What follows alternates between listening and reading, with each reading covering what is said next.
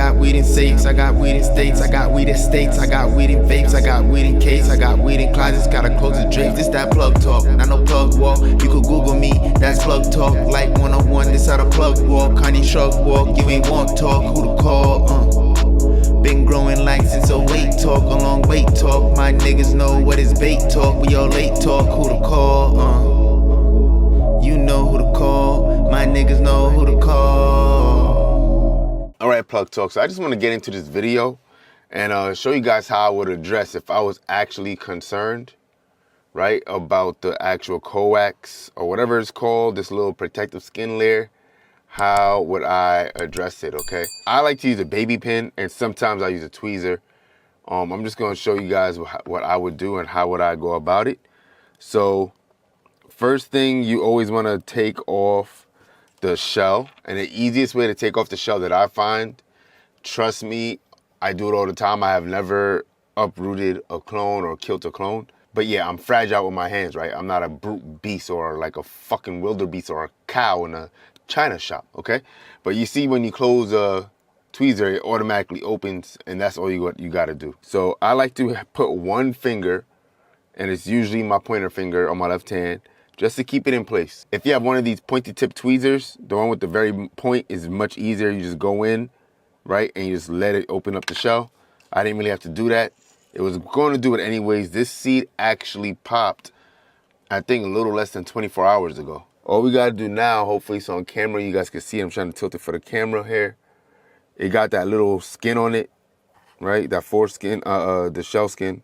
And the reason why I'm using a baby pin is because you could do two things at once. You could literally try to drag off the skin, or if it's very thick like this case, you could literally just poke holes in it.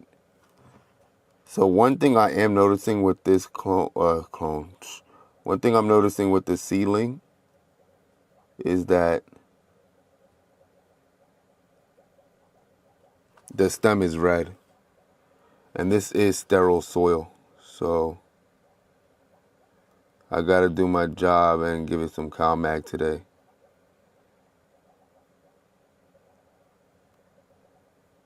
Like I said, it is a little less than 24 hours.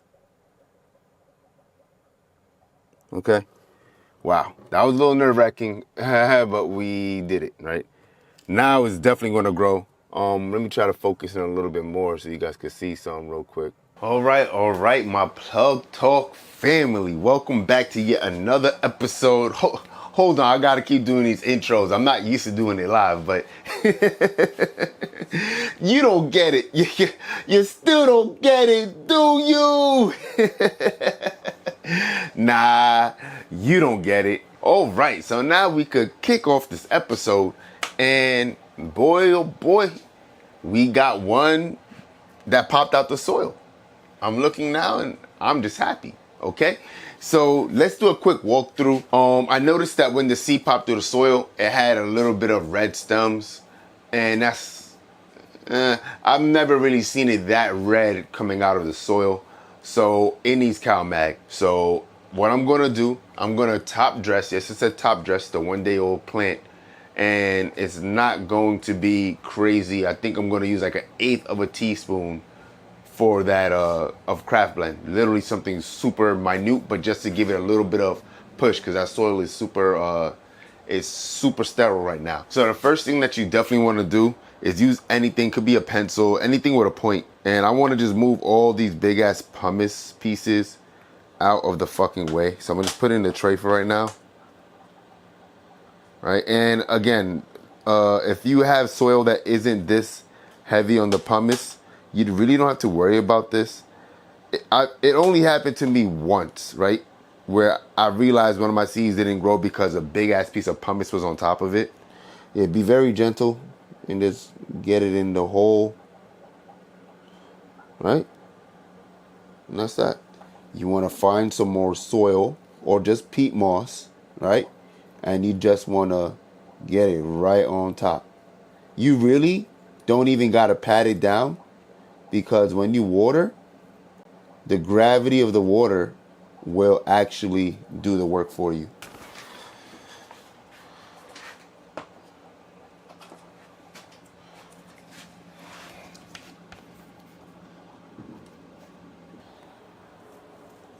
Alright guys, so what we're gonna be using right here is the Build the Soil Craft Blend. Yeah, right, I'm gonna put this on the ground. At least you can see the top of the bin, right? And let me go ahead.